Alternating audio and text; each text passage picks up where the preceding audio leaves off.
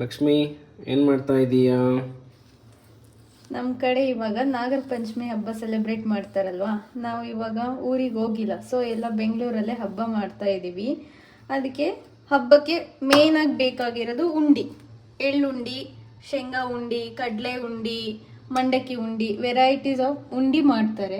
But ನಾವಿಲ್ಲಿ ಇವತ್ತು ಎರಡೇ ಥರ ಉಂಡಿ ಮಾಡ್ತಾ ಇದ್ದೀವಿ. ಫಸ್ಟ್ ಬಂದ್ಬಿಟ್ಟು ಎಳ್ಳುಂಡಿ, ಇದನ್ನ ನೀಟಾಗಿ ತೊಳೆದು ಬಿಸಿಲಲ್ಲಿ ಒಣಗಿಸ್ಬಿಟ್ಟು ಇಟ್ಕೊಂಡಿರೋದು. ಓಕೆನಾ? ಒಬ್ಬೊಬ್ರು ಕರಿ ಎಳ್ಳು ತೊಗೋತಾರೆ, ಬಿಳಿ ಎಳ್ಳು ತೊಗೋತಾರೆ. ನಾನು ಕರಿ ಎಳ್ಳನ್ನ ತೊಗೊಂಡು ತೊಳೆದು ಒಣಗಿಸಿ ಇಟ್ಕೊಂಡಿರೋದು. ಇದನ್ನ ಹುರ್ಕೋಬೇಕು. ಇವಾಗ ಹುರ್ಕೊಳ್ಳೋಣ. ಮೀಡಿಯಮ್ ಫ್ಲೇಮಲ್ಲಿ ಇಟ್ಕೊಂಡ್ಬಿಟ್ಟು ನೀಟಾಗಿ ಹುರ್ಕೋಬೇಕು ಈ ಥರ.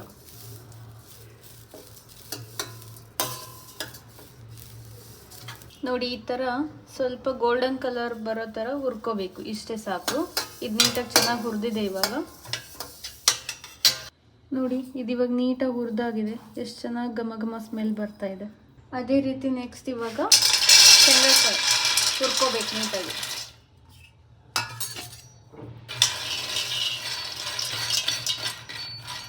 ಇಲ್ಲಿ ಶೇಂಗಾ ಹುರಿತಾ ಇದೆ. ಇವಾಗ ಉಂಡೆ ಕಟ್ಟಕ್ಕೆ ಬೆಲ್ಲದ ಹಣ್ಣು ಬೇಕಲ್ವಾ, ಸೊ ಅದನ್ನ ಕರೆಸ್ಕೊಳ್ಳೋಣ. ಬೆಲ್ಲಕ್ಕೆ ಇಟ್ಟಿದ್ದೀನಿ. ಒಂದು ಸ್ವಲ್ಪ ನೀರು ಹಾಕ್ಬೇಕು. ಅದಕ್ಕೆ ಸ್ವಲ್ಪ ನೀರು ಹಾಕೊಳ್ಳೋಣ. ಅದಕ್ಕೆ ಆಣ ಬಂದದ್ದು ನೋಡೋದು ಹೆಂಗೆ ಅಂತ ನಿಮ್ಗೆ ತೋರಿಸ್ತೀನಿ. ನೋಡಿ, ಆಲ್ಮೋಸ್ಟ್ ಹುರಿದಿದೆ. ಚಟ್ಪಟ್ ಸೌಂಡ್ ಬರ್ತಾ ಇದೆ. ಕೇಳ್ತಿದ್ಯಾ ಹಬಿ? ಇಲ್ಲ, ಕೇಳಿಸ್ತಾ ಇಲ್ಲ. ನೋಡು, ಇವಾಗ ಕೇಳಿಸ್ತಾ ಇದೆ. ಅಂದರೆ ನೀಟಾಗಿ ಹುರಿದಿದೆ ಅಂತ. ಲಕ್ಷ್ಮಿ, ಉಂಡಿ ಕಟ್ತೀನಿ ಅಂತ ಹೇಳಿ ಜಾರ್ ತಗೊಂಡಿದ್ದೀಯಲ್ಲ? ಬಾರಪ್ಪ ಹೇಳ್ತೀನಿ. ಉಂಡಿ ಕಟ್ಟುವಾಗ ಬೆಲ್ಲ ಕೈಗಂಟುತ್ತಲ್ವಾ, ಅಂಟಂಟಾಗಬಾರ್ದು ಅಂತ ಪುಟಾಣಿ ಹಿಟ್ಟನ್ನ ಸ್ವಲ್ಪ ಪುಟಾಣಿ ತೊಗೊಂಡು ಮಿಕ್ಸಿ ಮಾಡ್ಕೊಂಡು ಹಿಟ್ಟು ಮಾಡಿ ಇಟ್ಕೊಂಡ್ರೆ ಅದಕ್ಕೆ ಸ್ವಲ್ಪ ಪೌಡ್ರ್ ಹಾಕಿ ಉಂಡಿ ಕಟ್ಟುವಾಗ ಯೂಸ್ ಆಗುತ್ತೆ. ಸೊ ಅದಕ್ಕೆ ಪುಟಾಣಿ ಹಿಟ್ಟು ಬೇಕು. ಮಿಕ್ಸಿ ಮಾಡ್ಕೊಳ್ಳೋಣ.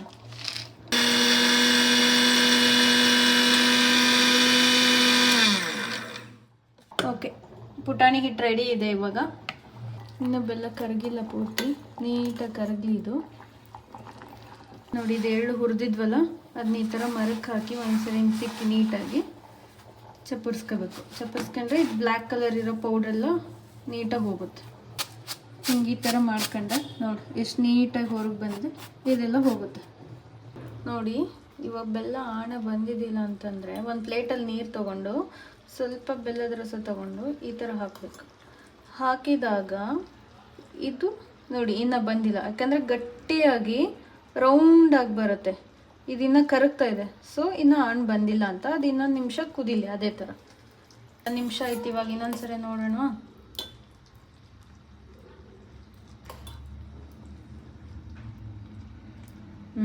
ನೋಡು, ಈ ಥರ ರೌಂಡ್ ಆಗಬೇಕು. ಇವಾಗ ಕರೆಕ್ಟ್ ಆಣ ಬಂದಿದೆ.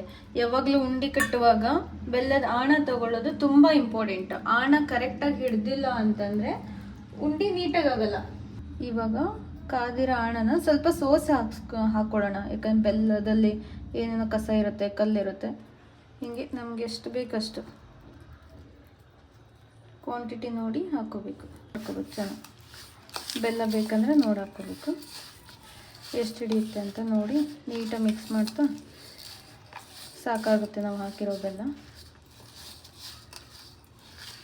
ಇವಾಗ ಈ ಪೌಡ್ರ್ ಇರುತ್ತಲ್ವ, ಇದನ್ನ ಸ್ವಲ್ಪ ಹಿಂಗೆ ಹಾಕ್ಕೊಂಡು, ಯಾಕಂದರೆ ಬೆಲ್ಲನೂ ಬಿಸಿ ಇರುತ್ತೆ. ಹಾಗೆ ಬಿಸಿ ಕೈಲಿ ಹಿಡ್ದೆ ಅಂದರೆ ಹಿಂಗೆ ಕೈ ಸುಟ್ಟೋಗುತ್ತೆ. ಬೇಗ ಬೇಗ ಹಿಂಗೆ ಊಟ ಕಟ್ಬಿಡ್ಬೇಕು. ಆರ್ತು ಅಂದರೆ ಮತ್ತೆ ಕಟ್ಟಕ್ಕೆ ಬರಲ್ಲ. ನೋಡು, ಕೈಗೆ ಹೆಂಗೆ ಅಂಟ್ತಾ ಇದೆ.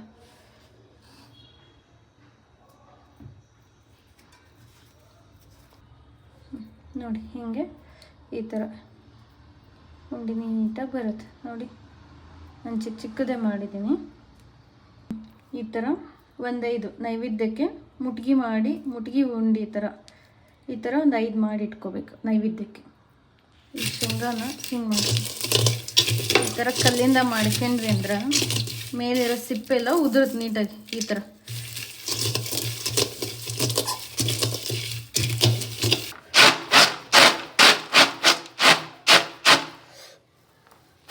ಶೇಂಗಾ ಉಂಡೆ ಕಟ್ಟಬೇಕಲ್ವ, ಹುರಿದಿರೋ ಶೇಂಗಾನ ನೀಟಾಗಿ ಕೇರಿ ಸಿಪ್ಪೆ ತೆಗೆದು ಮಿಕ್ಸಿಗೆ ಹಾಕಿ 2 ರೌಂಡು 2 ರೌಂಡ್ ಮಿಕ್ಸಿ ಮಾಡ್ಕೋಬೇಕಿದು.